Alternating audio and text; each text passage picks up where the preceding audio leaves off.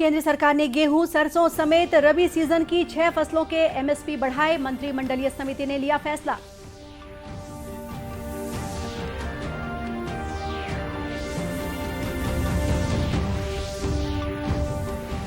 देश में आज से शुरू हो रहा है ग्रामीण इलाकों में स्वच्छता सर्वेक्षण। देश के 698 जिलों में 17,000 से अधिक गांव का होगा सर्वेक्षण।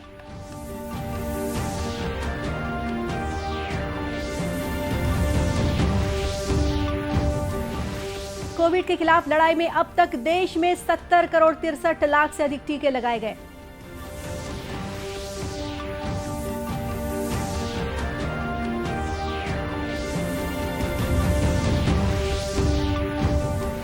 और छत्तीसगढ़ में आज पूरे उत्साह के साथ मनाया जा रहा है महिलाओं का सबसे बड़ा पर्व तीज।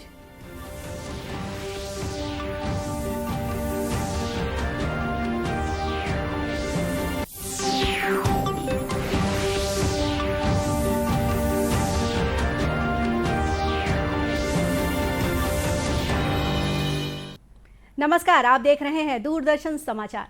मैं हूं गोपा सान्याल। अब समाचार विस्तार से। केंद्र सरकार ने किसानों के हित में बड़ा फैसला लिया है। मंत्रिमंडलीय समिति की बैठक में सरकार ने गेहूं और सरसों समेत रबी सीजन की 6 फसलों का न्यूनतम समर्थन मूल्य बढ़ाने की घोषणा की है।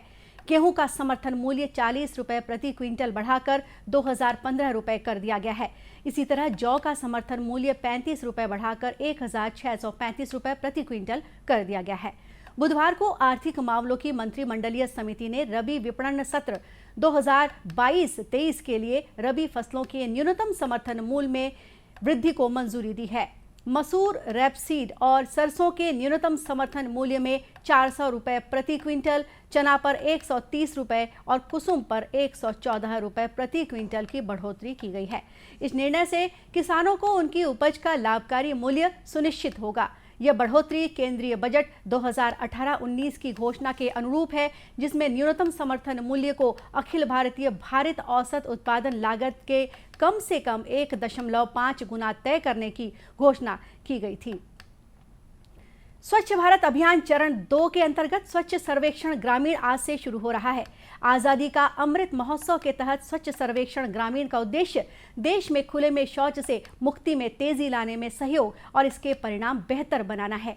सर्वेक्षण के लिए एक विशेष एजेंसी का चयन किया गया है, जो प्रमुख मानदंड के आधार पर गाँव, जिलों और राज्यों की रैंकिंग तय करेगी। स्वच्छ सर्वेक्षण ग्रामीण के अंतर्गत देश भर के 698 जिलों में 17,475 गांवों में सर्वेक्षण किया जाएगा। सर्वेक्षण के दौरान इन गांवों में स्कूलों, आंगनबाड़ी केंद्रों और सार्वजनिक स्वास्थ्य केंद्रों का निरीक्षण किया जाएगा। स्वच्छ भारत मिशन से संबंधित मुद्दों पर जानकारी लेने के लिए लगभग 1,74,000 परिवारों से बातचीत की जाएगी। इसके अलावा नागरिकों से भी संपर्क किया जाएगा और उनसे स्वच्छता संबंधित मुद्दों पर ऑनलाइन ऐप के उपयोग से फीडबैक लिया जाएगा। इस ऐप को इसी कार्य के लिए विकसित किया गया है। राज्यपाल अनुसुईया उइके ने कहा है कि भारत स्काउट्स एवं गाइड संस्था बच्चों में अनुशासन और राष्ट्रीयता की भावना जागृत करती है। संस्था से जुड़े विद्यार्थियों में मानव सेवा की भावना भी उत्पन्न होती है, जो जीवन भर उनके काम आती है। स्काउट और गाइड को ये सिखाया जाता है कि कोई भी काम छोटा या बड़ा नहीं होता। राज्यपाल ने राजभवन के दरबार हॉल में आयोजित भारत स्काउट्स एवं गाइड्स छत्तीसगढ़ के राज्य अलंकरण समारोह में ये बातें कही। राज्यपाल ने कहा कि छत्तीसगढ़ राज्य की स्काउटिंग का हमारे देश में अहम योगदान है। कोरोना काल में भी हमारे रोवर्स, रेंजर्स, स्काउटर एवं गाइडर ने अनेक सेवा कार्य जैसे भोजन वितरण, सूखा राशन वितरण, घर घर दवा पहुंचाना और आम लोगों में जन जागरूकता फैलाने जैसे कार्य निस्वार्थ भाव से किए, जिसके फलस्वरूप पूरे भारत में कोरोना काल में सेवा कार्य हेतु भारत को तीसरा पुरस्कार प्राप्त हुआ है। कार्यक्रम में उपस्थित स्कूल शिक्षा मंत्री प्रेमसाय सिंह टेकाम ने कहा कि स्काउट्स एवं गाइड्स ने कोरोना काल में कोरोना के प्रति जागरूकता लाने, मास्क वितरण, दवाइयां और भोजन पहुंचाने में उल्लेखनीय कार्य किया। उन्होंने कहा कि स्काउट्स एवं गाइड्स के प्रशिक्षण केंद्रों और जिलों में कार्यालय को विकसित करने की आवश्यकता है। स्कूल शिक्षा मंत्री ने स्कूल में पढ़ने वाले स्काउट्स एवं गाइड्स के विद्यार्थियों को हर साल गणवेश देने की घोषणा की। समारोह को स्काउट्स एवं गाइड्स छत्तीसगढ़ के आयुक्त एवं विधायक विनोद चंद्राकर एवं कार्यकारी अध्यक्ष राजेश अग्रवाल ने भी संबोधित किया। इस अवसर पर उत्कृष्ट रोवर रेंजर्स, स्काउट्स एवं गाइड्स और स्काउटर एवं गाइडर को राज्यपाल की ओर से नगद राशि और प्रशस्ति पत्र प्रदान किया गया। केंद्र ने राज्यों और केंद्र शासित प्रदेशों को अब तक 70 करोड़ 63 लाख से अधिक कोविड रोधी टीके निःशुल्क उपलब्ध कराए हैं। 96 लाख से अधिक और टीके उन्हें जल्द ही भेजे जाएंगे। स्वास्थ्य मंत्रालय ने बताया है कि 5 करोड़ 98 लाख टीके अब भी राज्यों और केंद्र शासित प्रदेशों के पास शेष हैं। इधर छत्तीसगढ़ में अब तक 1 करोड़ 52 लाख 4,740 कोविड के डोज लगाए जा चुके हैं, जिनमें से 1 करोड़ 16 लाख 51,978 प्रथम डोज जबकि 35 लाख 52,000 टीके के दूसरे डोज लग चुके हैं। वहीं प्रदेश में वर्तमान में पॉजिटिविटी दर 0.16% है। बुधवार को प्रदेश में 29,614 सैंपलों की जांच में से 48 व्यक्ति कोरोना संक्रमित पाए गए हैं। इस तरह प्रदेश में कुल संक्रमित मरीजों की संख्या 10,04,772 हो गई है, जिनमें से 9,90,825 मरीज स्वस्थ हो चुके हैं। वर्तमान में कुल सक्रिय मरीजों की संख्या 390 है। इधर स्वास्थ्य मंत्री टीएस सिंहदेव ने कहा है कि राज्य को 100% टीकाकरण के लिए अब भी 2.5 करोड़ डोज की जरूरत है। स्वास्थ्य मंत्री ने 100% वैक्सीनेशन के लिए मोर जिम्मेदारी नामक अभियान की शुरुआत करते हुए ये बातें कही। यह अभियान यूनिसेफ और एकता परिषद द्वारा राज्य के 20 आदिवासी बाहुल्य जिलों में चलाया जाएगा। इसके लिए तैयार रथ को रवाना करने से पूर्व स्वास्थ्य मंत्री ने वैक्सीनेशन को लेकर अनेक महत्वपूर्ण जानकारियां दी। उन्होंने बताया कि कोरोना के 100% वैक्सीनेशन के लिए 4 करोड़ डोज लगने हैं और इनमें से अब तक केवल 1.5 करोड़ डोज ही लग सके हैं। इधर महासमुंद जिले के 5 ब्लॉकों में से सरायपाली ब्लॉक में 100% टीकाकरण हो गया है। आंगनबाड़ी कार्यकर्ता मेहरुनिशा ने बताया कि टीकाकरण को लेकर फैली भ्रांतियों के कारण लोग वैक्सीन लगवाने को तैयार नहीं थे, लेकिन लोगों को समझाइश देने और इस बीमारी के खतरे बताने के बाद बड़ी मुश्किल से टीका लगवाने के लिए तैयार हुए। और जब हम लोगों के घर डोर टू डोर सर्विस करने के लिए गए, उनको बोलने के लिए गए, तो उन्होंने हमको देख के पहले दरवाजा बंद कर लिया। वो हमारी बात को सुनना ही नहीं चाह रहे थे कि आप ही लोग रोज आते हो दरवाजा के सामने में और आप ही लोग ही कोरोना फैला रहे हो, ऐसे करके हमको ही दोषीदार करने लग गए। उसके बाद से हमने नुक्कड़ में नाटक किया और आपस में बच्चों को, आंगनबाड़ी के बच्चों को लेकर के हमने उनको अभिनय करके बताया कि कैसे होता है, जब एक व्यक्ति को कोरोना हो जाता है तो उसको कैसे समाज वाले तिरस्कार करते हैं, उसको छूना भी पसंद नहीं करते हैं। ना आपको सफर करने दिया जाएगा, ना आपको होटल में खाना खाने के लिए दिया जाएगा, ना आपको बस में कहीं सफर कर सकोगे, ना आप एक लोकेलिटी में जाके इज्जत के साथ कहीं भी रह सकोगे। आपको बिल्कुल भेदभाव किया जाएगा। तो कई लोगों ने समझा और आके पहले हमें सहयोग किया और टीकाकरण करवाना शुरू किया। जनपद पंचायत सरायपाली के सीईओ डॉक्टर स्निग्धा तिवारी ने कहा कि नागरिकों की जागरूकता एवं जनप्रतिनिधियों और प्रशासनिक अमले के सहयोग से ही 100% टीकाकरण संभव हो पाया है। क्षेत्र के लिए एक बहुत बड़ी उपलब्धि है। हमने प्रथम डोज से 100% जो अपना लक्ष्य था उनको वैक्सीनेटेड कर चुके हैं। हम 1 मार्च 2021 से आम जनता के लिए वैक्सीनेशन स्टार्ट हुआ। 1 मार्च से शुरू करके वैक्सीन की उपलब्धता के आधार पर 4 सितंबर तक हमने रोजाना लगभग 50 से 60 सेशन चलाए। ग्रामीण जनता को लक्षित करने के उद्देश्य से हमने एक दिन में 2-2 सेशन भी चलाए, जिसमें से 8 से लेके 3 बजे तक हम एक जगह वैक्सीनेशन करते थे और दोबारा सेकंड शिफ्ट में 3 से लेके 6, 7, 8 बजे तक।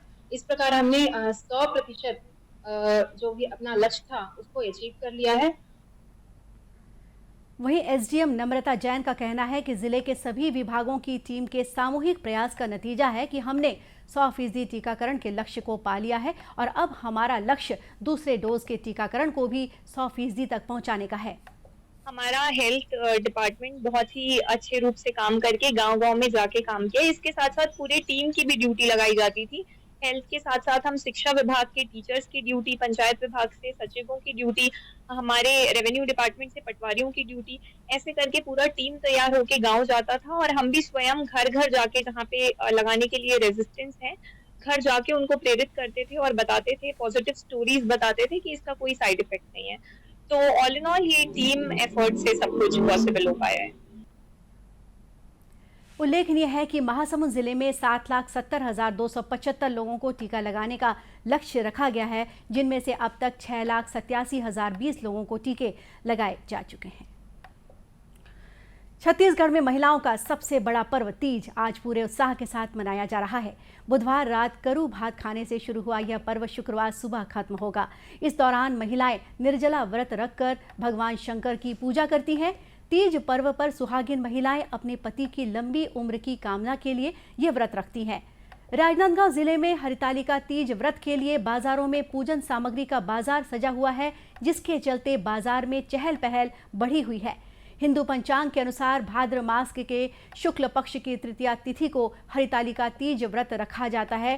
तीज को लेकर शहर के बाजारों की रौनक बढ़ गई है। व्रत को लेकर सुहागिनों ने नए वस्त्र, आभूषण, पूजा सामग्री आदि की खरीदारी करने में जुट गई हैं, जिसके चलते कपड़ा बाजार, सोना चांदी और चूड़ी दुकानों में महिलाओं की भीड़ बनी हुई है।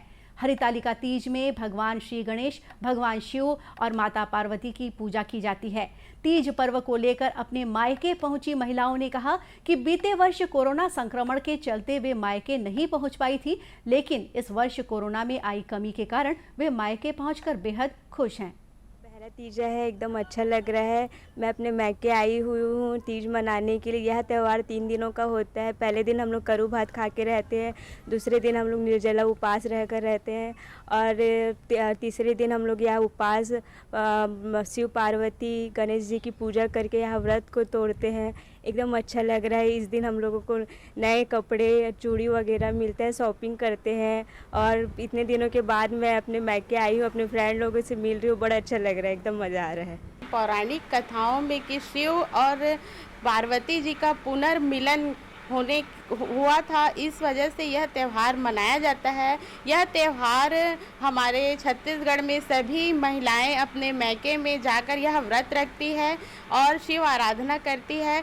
फुलेरा सजाकर विविध प्रकार के व्यंजन जैसे ठेठरी, खुरमी, यह क्या है विशेष व्यंजन है। इस त्यौहार में महिलाएं निर्जला व्रत रखती है। सुबह से महिलाएं अपने घरों में, अपने मायके में जाके यह व्रत करती है और अपने परिवार के, अपनी पति के दीर्घ आयु की कामना करती है। महिलाएं यह व्रत रहकर सुख समृद्धि की कामना के लिए यह व्रत किया जाता है। ज्योतिषियों के मुताबिक लगभग 14 साल बाद तीज पर्व पर दुर्लभ संयोग बन रहा है। इसके तहत रवि और ब्रह्म योग बन रहे हैं। वहीं इस दिन 4 ग्रह सूर्य, बुध, शुक्र और शनि स्वग्रही हैं, जिसकी वजह से ये ग्रह अत्यंत बलवान है, जिसका सीधा प्रभाव वैवाहिक जीवन और शुभ वर की प्राप्ति पर पड़ेगा। आज़ादी के लिए भारत का शानदार संघर्ष आधुनिक विश्व के महानतम संघर्षों में से एक है। दूरदर्शन समाचार इतिहास की धारा बदलने वालों की झलक रोजाना आपके लिए लेकर आ रहा है। आज हम बात करेंगे अलीगढ़ मुस्लिम यूनिवर्सिटी के बारे में, जो आज अपना 100 वर्ष पूरा कर रहा है। अलीगढ़ के मोहम्मडन एंग्लो ओरिएंटल कॉलेज का नाम 1920 में अलीगढ़ मुस्लिम यूनिवर्सिटी कर दिया गया। वर्ष 2021 का अलीगढ़ मुस्लिम यूनिवर्सिटी के इतिहास में विशेष महत्व है, क्योंकि आज इसके 100 वर्ष पूरे हो रहे हैं।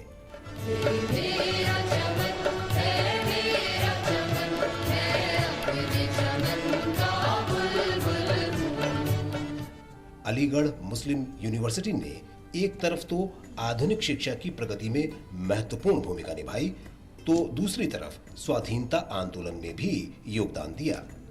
मोहम्मडन एंग्लो ओरिएंटल कॉलेज के संस्थापक सर सैयद अहमद खान ने असबाबे बगावत हिंद पुस्तक में ब्रिटिश शासकों की आलोचना की थी। अलीगढ़ मुस्लिम यूनिवर्सिटी से अनेक नेता निकले, जिन्होंने राष्ट्रीय संघर्ष में महत्वपूर्ण भूमिका निभाई। उनमें मौलाना हजरत मोहानी, राजा महेंद्र प्रताप, अली बंधु, खान अब्दुल गफ्फार खान आदि शामिल हैं। राजा महेंद्र प्रताप सिंह ने मोहम्मडन एंग्लो ओरिएंटल कॉलेज से शिक्षा प्राप्त की थी। बाद में वे जर्मनी चले गए। 1915 में अफगानिस्तान में निर्वासित सरकार की स्थापना का विचार उन्होंने ही दिया था। ये पहली निर्वासित सरकार थी। ये क्रांतिकारी कदम था और स्वाधीनता संघर्ष के इतिहास में सदैव के लिए अमर हो गया। अलीगढ़ मुस्लिम यूनिवर्सिटी राष्ट्र की स्वतंत्रता के संघर्ष को तेज करने की गतिविधियों का केंद्र बन गई। ऐसा ही एक पहला असहयोग आंदोलन मोहम्मडन एंग्लो ओरिएंटल कॉलेज के विद्यार्थियों ने चलाया। इन घटनाओं की रिपोर्ट मिलने पर महात्मा गांधी और अली बंधु अलीगढ़ आए और विद्यार्थियों से सरकार नियंत्रित संस्थानों का बहिष्कार करने की अपील की। कैप्टन अब्बास अली भी अलीगढ़ मुस्लिम यूनिवर्सिटी में ही पढ़े थे। वे कुछ ऐसे भारतीयों में से हैं जो भारत की स्वतंत्रता के लिए मलय में आजाद हिंद फौज में शामिल हुए। अलीगढ़ मुस्लिम यूनिवर्सिटी ने न सिर्फ संघर्ष को भारत की सीमाओं से बाहर फैलाने में प्रमुख भूमिका निभाई, बल्कि ये ब्रिटिश शासन के विरुद्ध बहुप्रतीक्षित बौद्धिक चेतना पैदा करने में भी सहायक बनी।